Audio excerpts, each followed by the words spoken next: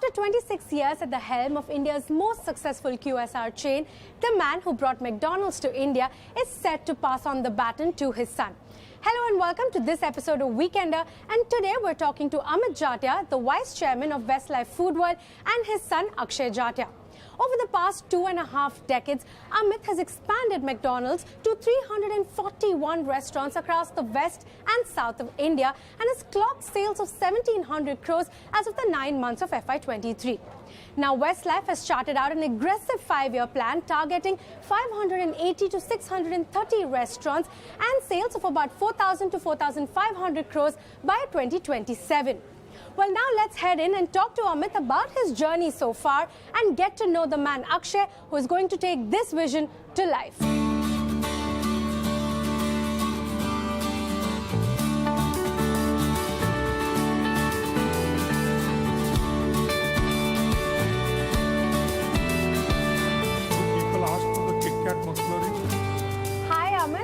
Akshay, hi, nice to meet you. Hi, Amit. Hi, Akshay. Lovely to meet you guys. Very nice to meet you Thanks for taking the time out. So, a lot of exciting things I'm up to for conversation today. But, you know, first I want to start off with you, Amit. You know, we've seen some changes within the organization also. I think Saurabh was elevated to the MD. Just wanted to get a sense. A lot of changes here. What's the idea? And then also tell us, how do you now feel about Akshay taking over? Sure. I think changes are constant. And in my opinion, it's a young brand and young people need to drive it. Of course. And that is where Saurabh and Akshay are the new gen that will lead this business. They are more in sync with our customers. They are more in sync with technology. The good news is that still does not take us out of the equation. There are things that we bring to the table with experience. And that's what we will sort of continue to do. Okay. But it's important that newer ideas, AI, so many new things are happening. And the new leadership team needs to evolve. Right. And the next gen of leaders now need to lead this business to the next level. Right. You know, before anything, first I want to ask you, are you also a hamburgerologist as well? And run me through the training that, you know, you've had at the company now that you've come to the helm. Unfortunately, no, I haven't been to Hamburger University in the US, but I've done multiple courses across the McDonald's network in Asia. So whether it's marketing courses at, you know, the Hamburger University they set up in Thailand, or a bunch of our local leadership courses, starting at the restaurants, in the head office, and you know, even as you progress in the company at different levels. Right. Consistent training, consistent coaching, consistent learning. So it's been fantastic, and that's how I started my journey. I started my journey in the restaurants in 2014, spent around 10 months running a restaurant, actually starting from ground up, then doing all different courses within the restaurant, running a restaurant. Right. So that's how I was inducted into the business, and every time I come to a restaurant, it reminds me of that, and it's extremely, you know, extremely satisfying. You know, I remember from the last time we spoke, you did mention that you worked across departments. So from 2014 to now, what part of it has been your favorite, and let's say like the biggest learning for you? So I think the biggest learning and the one that's been my most favorite is the first thing I started on when I went into the head office after the restaurants. That was our McDelivery business. And it's very dear to me because today everyone, you know, kind of forgets because it's a large business, it's growing fast. But the early days were definitely tough and, you know, great learnings. And today where we are is a testimony to how we set it up back then. Right. So I think that that's my favorite part of the business even today because it's so fascinating. We connect with customers digitally. Back then we had no digital marketing, hardly a technology team. We had an app and a website, which we continue to work on. And today, after I spent a lot of time on that business, we have a large technology team, a very strong digital marketing team, and a very strong presence through this McDelivery platform. Right. And you know, Ms. Amit, today McDonald's is an undisputed leader in the country when it comes to the QSR space. But you've built it up from a time where QSR was virtually non-existent. Correct. So I want to understand, what were some of the biggest challenges that you saw in your journey? What, like, you know, steps that at point, give us anecdotes also if you can, where you thought like, you know, am I going to overcome this? Sure. I mean, of course, it's just 25 years and the journey was very challenging. Right. When we first came, to start with, there was no raw material. Right. So we had to work with farms, get lettuce grown. Nobody had heard of lettuce. Iceberg lettuce was new. Supply chain did not exist, cold chain did not exist. So in the early days, that was the challenge. The other big challenge was, the funny part is, to that extent, that India is also very vegetarian. Correct. So while we did have separate kitchens for veg, non-veg, but the menu on the vegetarian side was small, right? And I'm proud to say that over the years today, it's about equal footing. But when customers started walking in, we realized that we need to really ramp up the menu. So to get product development going, develop products like aloo tikki and the paneer burger and so on, was challenging. But today it is pretty much a part of life.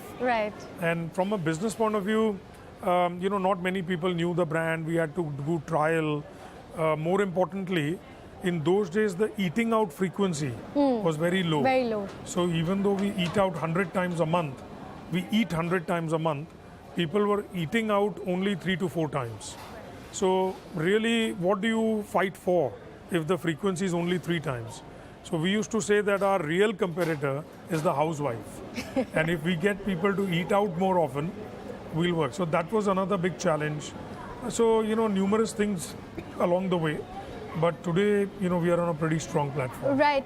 And, from that challenge to today, another challenge I would say is, the aversion that has started coming to what we call junk food and a movement towards health. So I want to understand from both of you, how are you tackling this, sort of that old notion that McDonald's is unhealthy and people are getting more health conscious? Do you see that as a challenge, and how are you tackling that? From my point of view, see, it's very simple. Every brand evolves every day. What was relevant 20 years ago in any product category, right, is not relevant today. And it's the same thing as McDonald's. If you look at McDonald's 20 years ago, it was a different brand. Today, it's a different brand across the world. Correct. And therefore, today we have to, finally, as a consumer brand, you have to give consumers what they want. Otherwise, what's the point of, being a consumer brand? So our menu has evolved dramatically. I mean, we have the egg burger, we have the aloo tikki, which is a healthy meal, and so many different things we've done. In sauces, we've cut down the calorie content by almost 30-40%. So we've done things to evolve along with the consumer. And at the end of the day, if you would say that there are customers around, means we've done something right. We've got the right offering that has got them. Take the example of Happy Meals. In Happy Meals today, we've replaced a carbonated drink with a healthy drink. We've given corn as an option to the mothers so that a child can eat that regularly. So we've done a whole number of things today, and it's resonating with the consumer. And how do you plan on taking that forward? So, to add on, right, our entire objective is to be wholesome and nutritious, right? We definitely ensure that our calorie content is displayed across our menu boards. We're working further to ensure that we have meals that are designed for different types of use cases. So a single use case where calorie content needs to be a little lower, Happy Meals for children. So, that's our entire focus moving forward, to evolve basis consumer needs. Even in terms of chicken, right, it's the fastest growing protein in our country. A lot of work that we're doing is to build this chicken platform. So, customers who are coming in to eat a veg meal will have a balanced aloo tikki diet. The ones who are coming to have kind of non-veg will eat, chicken products, which is a healthy protein in that respect. And the work that we're doing on the platform will also ensure that customers are getting value for their money. Understood. And, over the past couple of years, from you, I want to understand, what is your one big or experiment that you would say that worked really well for you, that you're really proud of at this point? I think I would say McCafe. Okay, I anticipated that. So, there are so many things I feel very good about. But in 2012 and 13, the business environment was very difficult. The economy, GDP had gone down quite substantially. And at that time, to have the courage to put money behind re-imaging and adding McCafe to the brand was a big one. And I think that's paid off extremely well. So I'm really proud of that. And, for you, watching your dad doing this for the past 26 years, what have some of the biggest learnings for you been from the way he does business? So, I've actually seen them build the company as I was very young, as I was a teenager eating at McDonald's, and also someone who came into the business young and has learned, through them, through the way. So I think, the biggest learnings have been entrepreneurial spirit, passion, staying ahead of the curve, like he said. What are your projects, what are your ideas that are going to fuel the next 5 years of growth, not the next 3 years, you know, because 3 years is already kind of thought through. 1 year is already being executed. We have the right team, you know, like we touched upon, our new MD, Saurabh, the leadership team, who are driving, you know, the short-term agenda as well as the long-term agenda. But for me, it's about thinking beyond 5 years. Right. And ensuring that, number one, we execute our 5-year vision, and number two, like how they did, right? They saw this journey 25 years ago. Yeah. That, you know, when we came into the market, everyone was wondering, how are we going to sell burgers? What is Western fast food? And today, we are where we are. So for me, it's about ensuring that, you know, beyond the next 5 years, we have enough pipeline to secure this platform and make it into something that, you know, they dreamed it would be back in 1996. Right. And how are you different in terms of how, you know, you do business from your father? And do you guys have disagreements when you sit down for meetings? How do you, I'm just curious, how does this father-son dynamic work? So, you know, I've learned a lot. Like I said, I'll let him start and then I'll add on. Okay. No, I think in terms of course, we have disagreements. That's the good news.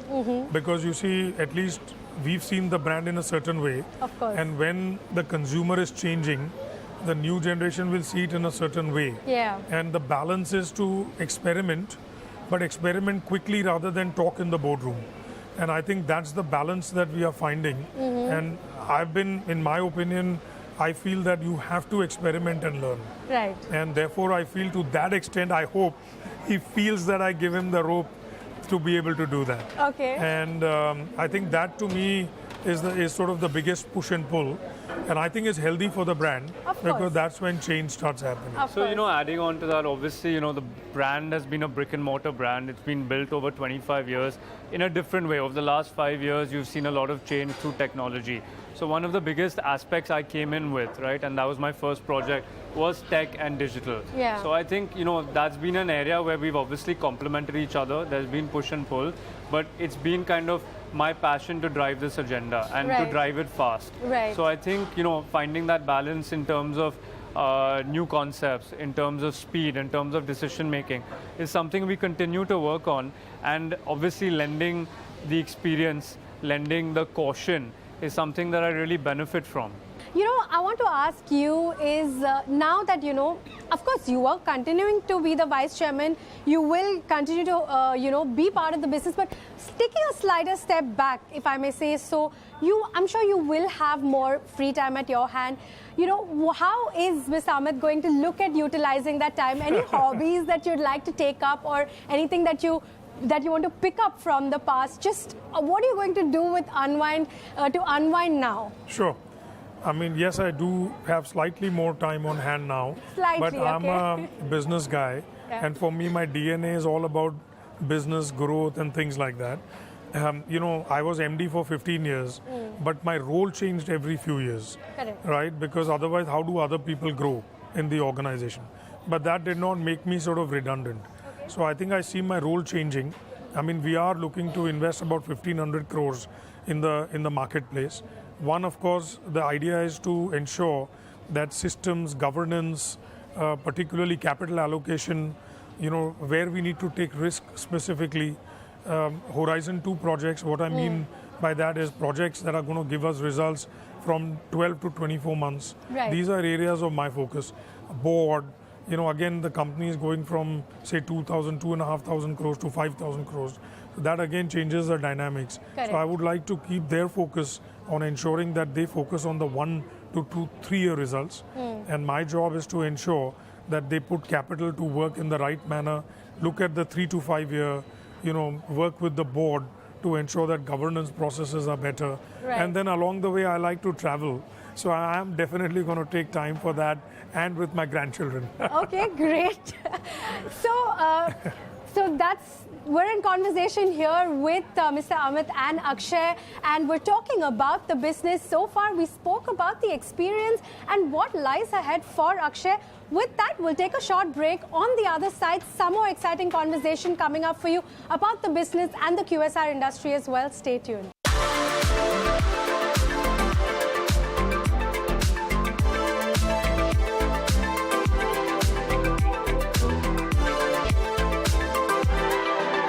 Welcome back to The Weekender, and we're in conversation with Amit and Akshay Jatia of Westlife Foodworld, and we're talking about the company, the prospects for the QSR industry and the way forward. Well, let's continue talking about the company now. Ms. Amit, I wanted to understand from you, the QSR industry in general has seen sort of a slowdown. You know, even if we talk about food delivery, players like Zomato reported a slowdown in food delivery.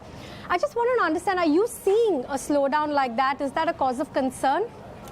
I think, what happens is, from our point of view, of course, I can't talk about the current quarter since we are in closed period. But if you build platforms and foundations, then I feel as the economic cycles go up and down, at least we've been able to differentiate ourselves. So our philosophy is that as you keep increasing the base, then when tough times in the economy come, we are able to ride that better than anybody else. Okay. The second last angle on this is that because QSR is a value segment, while the informal eating out frequency goes down, normally we are able to retain a larger part of the share because we are value for money and people downtrade to us. So we are relatively all right. Okay, and do you see inflation being a cause of concern? Over the last few years, we've done a lot of good work around cost, and we've used multiple levers, be it cost, be it ProMix, which is ensuring that we have the right product mix for our customers, or price. We've managed our margins, very well. So as a result of that, even in the last year where you saw hyperinflation, we reported stable margins and in fact margin growth at the operating profit level. Right. I think moving forward, what you've seen, and as a country also, India has done a good job in managing the whole inflationary scenario. I think food inflation is actually coming down versus last year. Last year was hyperinflation. As a country, we always have food inflation. But I think brands like us or companies like us who have done a good job in managing costs, as well as being an aspirational, brand that customers want to go to, are in a good spot where we'll be able to manage both growth as well as operating profits. Competition is another one, and I would like both of you to comment on that. You know, when McDonald's came in, it was sort of the only brand. Right now you have KFC's big, Burger King's big, Popeyes is coming through, Jubilant. I mean, it's already here, that's also expanding. So how do you then view competition? Because at the end of the day, the target segment for all these brands is the same. The USP sort of, which is value, is the same. So how do you then make a niche and ensure market share does not go? Firstly, I genuinely love competition. Okay. Because it's great for the consumer. And if it is great for the consumer, it forces every brand to reinvent itself. Right. And at least I'm quite proud of the way we have reinvented ourselves and differentiated ourselves as well. Even though we would do like a fried chicken product, if you try the McDonald's fried chicken, it's going to be quite different from that of competition. If you look at our experience of the Future Store, if you look at our leadership around McCafe, if you look at the leadership of the quality of the restaurant. So while many of our competitors have gone for smaller stores more often, we've maintained our sign, and now everybody is saying that in-store is coming back. So I think competition is great for the consumer. Okay. Competition keeps us on our toes, and I think we compete with all of them globally, and we love competing with them in India as well. I think stressing on the most important part, actually competition is great for the market. It's great for customers as well as for companies. Customers, because you're growing the market. For example, burgers, right, as a category was very small, say 20 years ago. Today it's large and it's growing very fast. Same thing with chicken, right? And we have multiple Western fast food brands competing in these categories. Yeah. And then for companies, right, the ones that do a great job, that offer value for money to the customers, that work on the experience, that work on the ingredients, the taste, they're the ones who really benefit from competition. And I think, we've done a great job in ensuring that we are one of those companies, and we genuinely love competition. Okay. And, with respect to QSR, one of the concern that analysts often have is that as you expand to smaller cities or smaller towns, now that's being identified as a very big growth area, and fairly enough, because there is a lot of growth coming. But when you go there, the concern that has been is that, margins, profitability could be eroded, that the spend might not be as much as an urban consumer or as an urban, in what you'd see an urban store. How are you tackling that? And what do you agree with that? Firstly, that's and how my you take. tackle That's that? why we are running the business, and they are analyzing it. Okay. So my take is that we've been in small cities for 20 years, and it depends on what you call a small city. Right. In India, a small city is a large city in the rest of the world. But you know, we've been in a Vapi, right? Okay. Vapi is like, I remember when we opened, it had 200,000 people. Today I have 2 freestanding drive-thrus in Vapi, right? So it's all about how you make the brand work. There are many ways to look at it. And the first way to look at it is actually in small cities, there's less availability. Okay. There is more time on hand. But outside of which they aspire to eat at a McDonald's and brands like that. I feel, cracked the code on how to win in a small market. And how do you see the consumer in the small markets also changing? Because thanks to internet accessibility, you can't, I mean, the access or the information that they have access to is also changed a lot. So are you adopting a specific strategy when you look at smaller stores? I think that's a great question. I think actually the small town consumer, the emerging town consumer is a very evolved one. And it's due to rapid urbanization and digitization. In fact, they are looking for more aspirational experiences. They want to go out with their friends, their families. They want to be somewhere where they can, you know, kind of Instagram, tweet, take pictures and share them, right? So actually we've hit that sweet spot where we are that brand. As he said, we go into these smaller towns and these emerging towns with a full experience, with a drive-through. It becomes a destination for that town or that city. And as a result of that, they actually get that aspirational experience, and at the same time, they're getting great value for their money.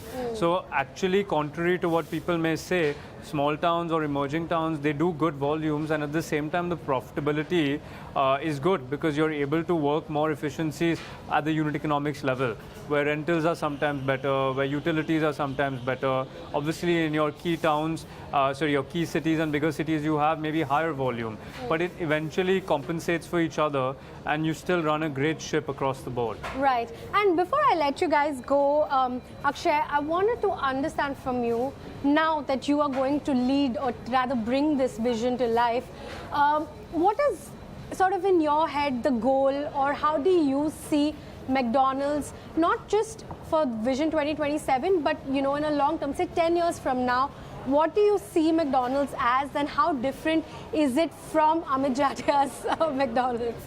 So, you know, as I said earlier, for me, it's bringing 5 years to life and obviously seeing beyond that. I think what we've set out in, you know, kind of tangible words is the 5-year vision. We want to double sales, double our network, grow profitability. I think beyond that, obviously, our longer-term vision is to continue to penetrate the market, continue to give customers this experience that we're so proud of giving them, ensuring that we run a great organization that people want to work for and people want to grow with, and ensuring that, you know, we create a legacy both as Westlife Foodworld as well as, you know, brand McDonald's. Right. Well, gentlemen, on that note, thank you so much for such a wonderful and insightful conversation. Well, on that note, that's an end to an exciting conversation. A lot to look forward to from Westlife Foodworld and from McDonald's in terms of the product strategy, more penetration and an omni-channel strategy. So for you as consumers, also a lot of exciting things to look forward to. Thank you for watching.